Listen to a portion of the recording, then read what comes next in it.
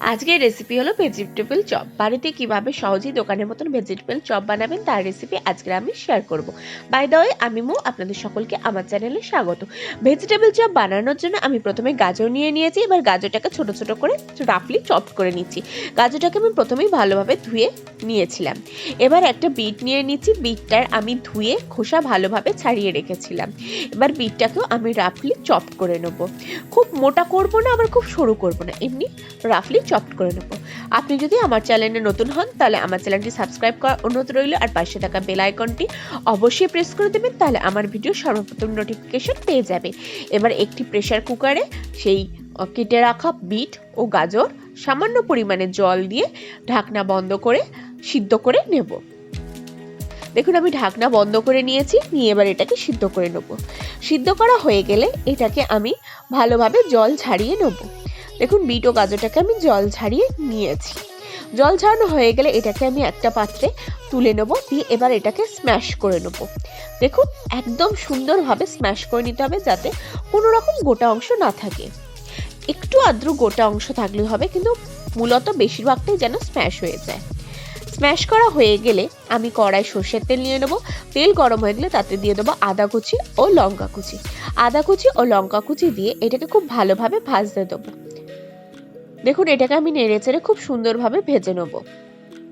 আদা ও কাঁচা লঙ্কাটা যখন হালকা ভাজা ভাজা হয়ে আসবে, আদা ও কাঁচা লঙ্কাটা যখন খুব সুন্দরভাবে ভাজা হয়ে যাবে, তখন আমি এতে অ্যাড করে দেবো স্ম্যাশ করে রাখা বিট ও গাজর। দেখুন, বিট ও গাজরটা আমি অ্যাড করে দিচ্ছি। বিট ও গাজর অ্যাড করে দিয়ে এটাকে আমি খুব ভালোভাবে এর সাথে আবারও কষে নেব।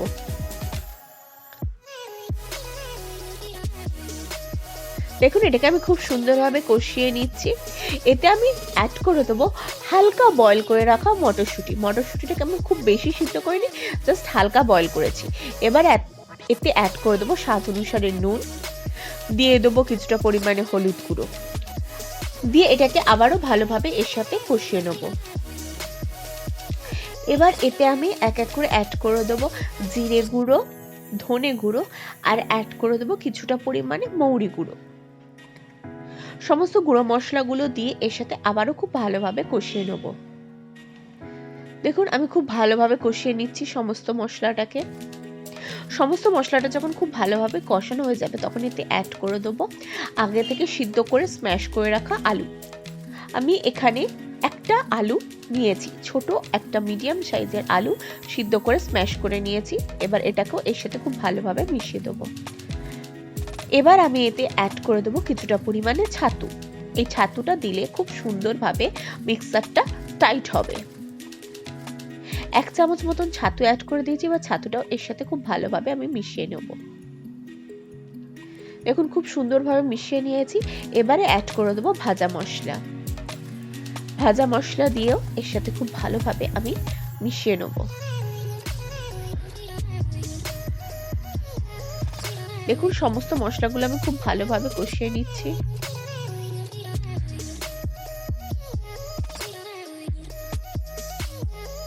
দেখুন, সমস্তটা খুব সুন্দরভাবে কষানো হয়ে গিয়েছে।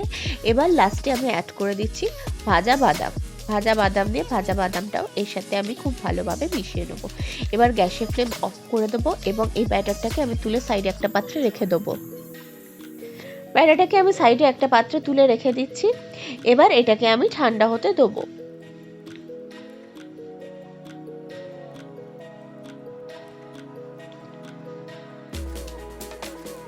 দেখুন, এটাকে আমি ঠান্ডা করতে রেখে দিয়েছিলাম। এটা ঠান্ডা হয়ে গেছে।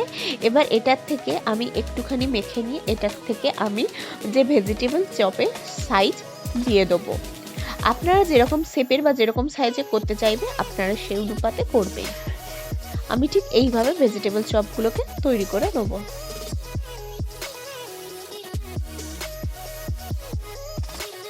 এইভাবে আমি এক এক করে সমস্ত ভেজিটেবল চপটাকে তৈরি করে নেব। দেখুন, আমি এইভাবে সমস্ত ভেজিটেবল চপটাকে তৈরি করে নিয়েছি।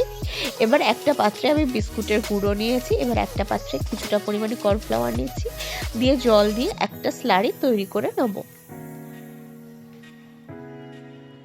দেখুন, কর্নফ্লাওয়ারে আমি কিছুটা পরিমাণে জল দিচ্ছি, দিয়ে একটা স্লারি তৈরি করে নিচ্ছি।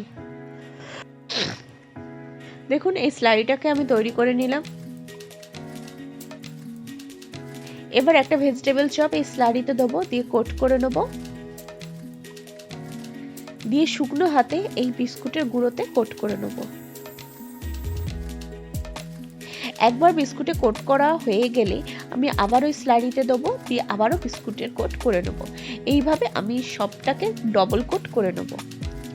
দেখুন আমি আবার দিয়ে দিলাম, দিয়ে আবারও ভালোভাবে কোট করে নিয়ে বিস্কুটের গুঁড়োতে দিয়ে স্লারি থেকে তুলে কোট করে নিচ্ছি। এইভাবে সমস্ত ভেজিটেবল চপগুলোকে ডবল কোট করতে হবে।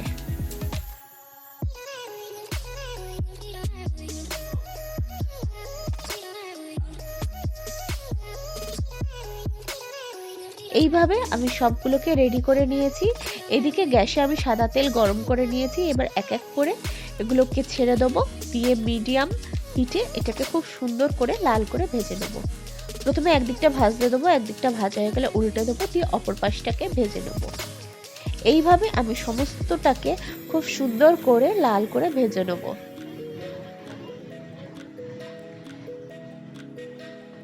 দেখুন একদিকটা ভাজা হয়ে গেলে আমি উল্টে দিচ্ছি, দিয়ে অপর পাশটাকে ভেজে নিচ্ছি। দেখুন এইভাবে সবটা খুব সুন্দর করে ভাজা হয়ে গেছে। এবার এগুলোকে আমি এক এক করে তেল থেকে তুলে নিচ্ছি। দেখুন কত সুন্দর ইজিলি তৈরি হয়ে গেল আজকের আমাদের ভেজিটেবল চপ রেসিপি। আপনারা সন্ধ্যার সময় বা বাড়িতে গেস্ট আসলে অবশ্যই একবার এইভাবে ভেজিটেবল চপ খেতে পারেন। আশা করি আজকের ভিডিওটি আপনাদের ভালো লেগেছে। যদি ভালো লাগে অবশ্যই লাইক করবেন, কমেন্ট করবেন, শেয়ার করবেন, আর আমার চ্যানেলটি অতি অবশ্যই সাবস্ক্রাইব করে নেবেন এরকম নিত্য নতুন রেসিপি পাওয়ার জন্য।